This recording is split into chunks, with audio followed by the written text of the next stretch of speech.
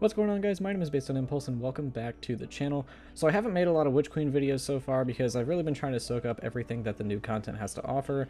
As a result, I've missed out on making videos on the Throne World and seasonal weapon sets, but I couldn't leave you guys high and dry, so today we're going to be taking a look at all of the Vow of the Disciple raid weapons as they finally become available to see in the API.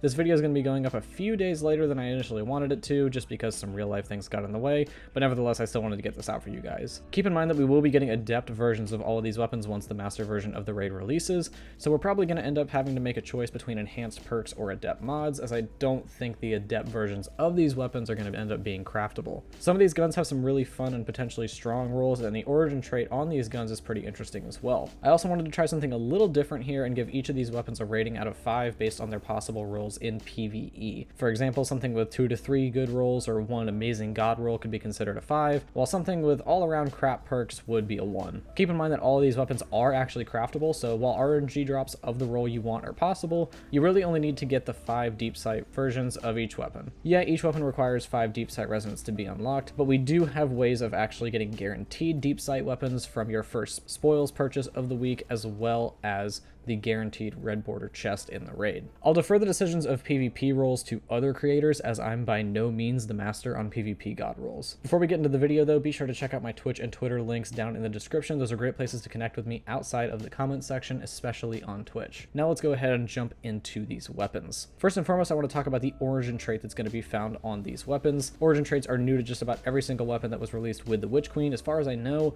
there isn't a single new weapon that doesn't have at least one origin trait. The Vow of the Disciple raid weapons are no different in that regard. Every one of your weapons from the raid will have the origin trait Soul Drinker, which states that you will gain health based on the amount of hits before reloading. It seems pretty decent in practice. I've already seen the perk actually end up saving people in PvP, so it certainly has value. You'll get it on every RNG drop and crafted version of the raid weapons though, so you're getting that added bonus on top of some already very strong rolls. The first weapon that we're going to be taking a look at is a one-of-a-kind weapon, and that is the fusion rifle Deliverance. This is a stasis fusion rifle, meaning it is our first non-exotic fusion rifle in the kinetic slot. It also is a precision frame, meaning it boasts the same 740 charge time as fusions such as Main Ingredient and Plug 1.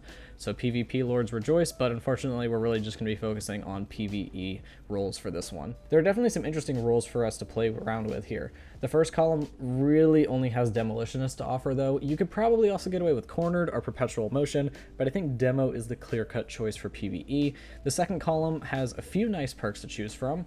Surrounded could be nice to pair with Cornered, Adrenaline Junkie is always a great pairing with Demo, and Successful Warm-Up is a new perk in Witch Queen that has quickly shot to the top of people's wish lists on fusion rifles and bows. As far as the role I would personally be looking for PvE, I'll be looking to craft a Hammer Forged or Fluted Barrel, Accelerated Coils, Demolitionist, and Successful Warm-Up setup with a Handling Masterwork / frame. This way kills give me grenade energy and also speed up my charge time to make getting more kills for more grenade energy even easier. Deliverance is a solid fusion rifle and very unique considering it is our only fusion rifle in the kinetic slot. There's some interesting rolls here, but not anything that stands out as amazing. Personally, I'd still probably rather be using a Null Composure or Plug 1. The main thing this fusion rifle is missing is that Reservoir Burst perk. So overall, I'd rate this weapon's perk pool at a 3 out of 5. Nothing great, but nothing actively bad. It's serviceable, but if you've been waiting for a kinetic fusion rifle, you're definitely going to want to get your hands on this one. Next on our list is the weapon that I'm most looking forward to talking about, and that is the Submission SMG. This is a kinetic lightweight SMG, meaning we're rocking with a 900 RPM fire rate, arguably the best fire rate for SMGs in PvE. Now, while I'm excited for this weapon, I am going to be critical of its perk pool because it's competing with the absolute powerhouse that is Funnel Web, which is also a 900 RPM. Funnel Web has that added benefit of being Void and having the synergy with Void 3.0 though. In the first column, we have 2 perks that are both great, and it's really up to your preference on which perk you'd like more.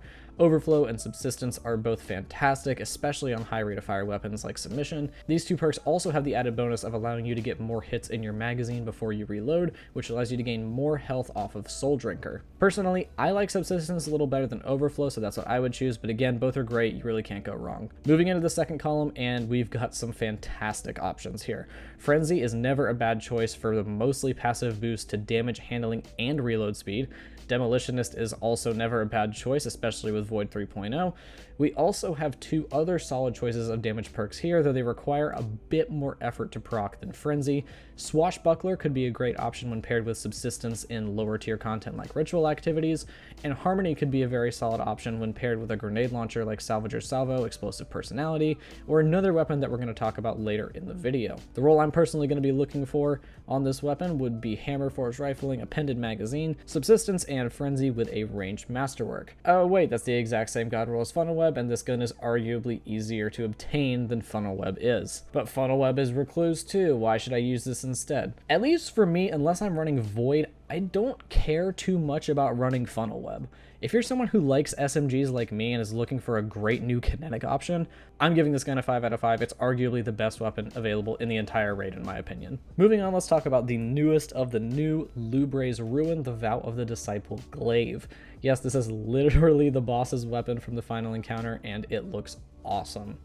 Honestly, I'm not going to spend too much time on this one, mainly because I find the glaives to be pretty lacking in endgame content, and there's a very select few perks that really work well on them. I'm planning to craft a Lubrae's with auxiliary reserves, appended magazine, grave robber, and swashbuckler with a handling masterwork. I just personally don't see the value in any other roles for this weapon, outside of maybe Vorpal instead of swashbuckler. Overall, the weapon, I mean, it's a glaive, it's fun, it's not the best. I'm going to go 2 out of 5 on this one, mainly due to the fact that I believe there's really only one role worth chasing for this weapon, maybe 2 if you want Vorpal. Next up, we've got the weapon that's probably going to sideline Salvager's Salvo for the rest of time, and that is the Forbearance Grenade Launcher. This is an Arc wave frame grenade launcher, so that's one aspect that's already got Salvo beat at. But let's take a look at the perks to see if it can really beat Salvo.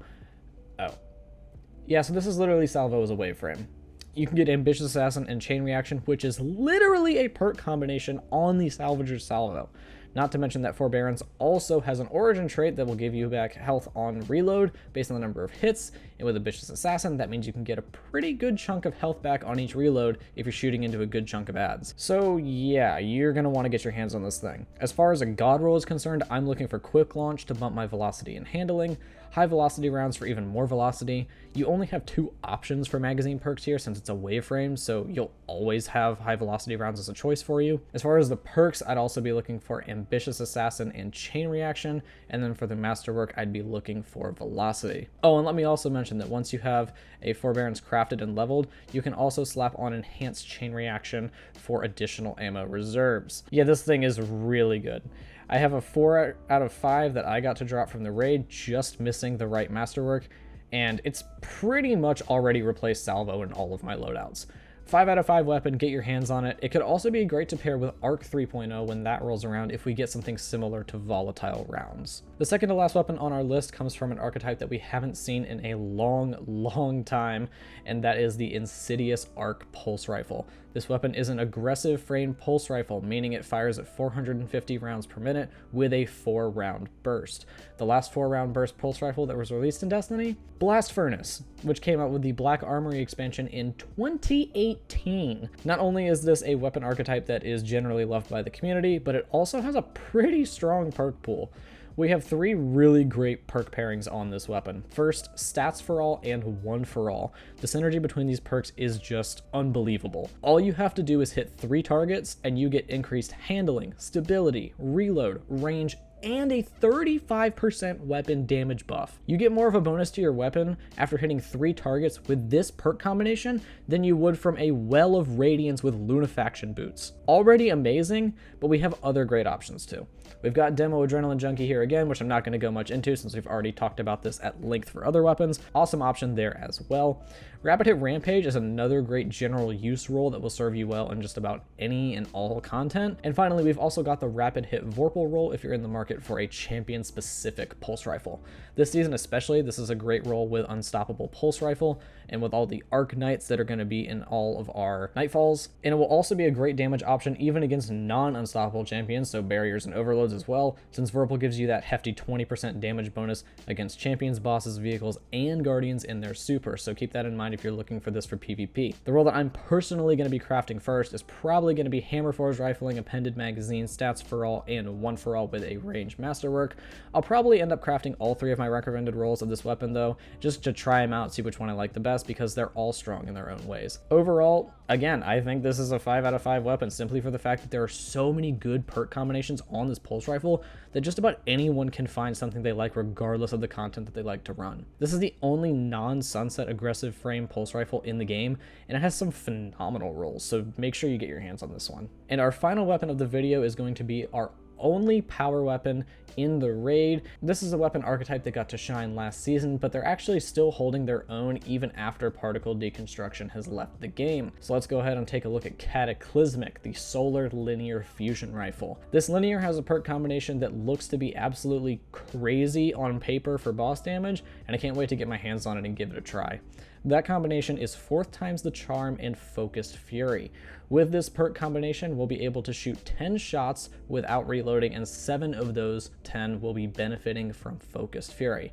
This is without any kind of magazine boost though. You can get the magazine up from 6 to 7, but we'll talk about that in a little bit. You'll also be resetting your timer throughout those damage shots, so you'll keep chaining focused fury for DPS even after shooting 10 shots. My recommended roll for the Cataclysmic would be fluted barrel for a handling bonus, accelerated coils for the faster charge time, 4th times the charm, focused fury, and then let's also throw in a handling frame there. You could also go with charge time if you really wanted to get the fire rate on this thing cranking. Why accelerated coils over enhanced or ionized battery for the extra shot though? So Cataclysmic's magazine caps out at 7 shots, meaning at most you can proc 4th times the charm twice no matter what. In this case, I think being able to shoot rounds off faster is more beneficial than having that 1 extra bullet. Layman terms, I'm aiming for better burst damage rather than sustained or total damage on this one. That's why going with the charge time masterwork plus accelerated coils would be a great option. If you're going for total damage, then I would say you want to shoot for enhanced or ionized battery. This specific roll sounds great on this gun, but outside of that perk combination, we're honestly not looking at anything too exciting. High impact reserves is a decent choice, but when focused fury is an option, I don't know why you would ever pick high impact reserves over that. And in the first column, honestly, nothing comes close to 4th times the charm. It's simply best in slot. As far as a rating for this weapon, I think I'd probably go 3 out of 5. This one roll looks to be very good and very strong. I haven't tested it yet. Maybe I'll bump it up to a 4 out of 5 once I get my hands on it. But outside of that roll, there really is a lot left to be desired with this one. And there you have it, guys. Every raid weapon from Vow of the Disciple with my recommended roll and rating of each weapon. Overall, I think we got a pretty solid set of raid weapons here from Vow. Maybe not quite on the same caliber as something like Deepstone Crypt, but still great options that will be common in my loadout going forward. If you guys enjoyed this and found it helpful, remember to leave a like on the video down below. It takes 2 seconds and really helps me out. Also be sure to hit that subscribe button, as about 60% of my viewers actually aren't subscribed to the channel. Thank you very much for watching, guys. Remember to like, subscribe, and check out my links in the description, and I'll see all of you guys in the next video.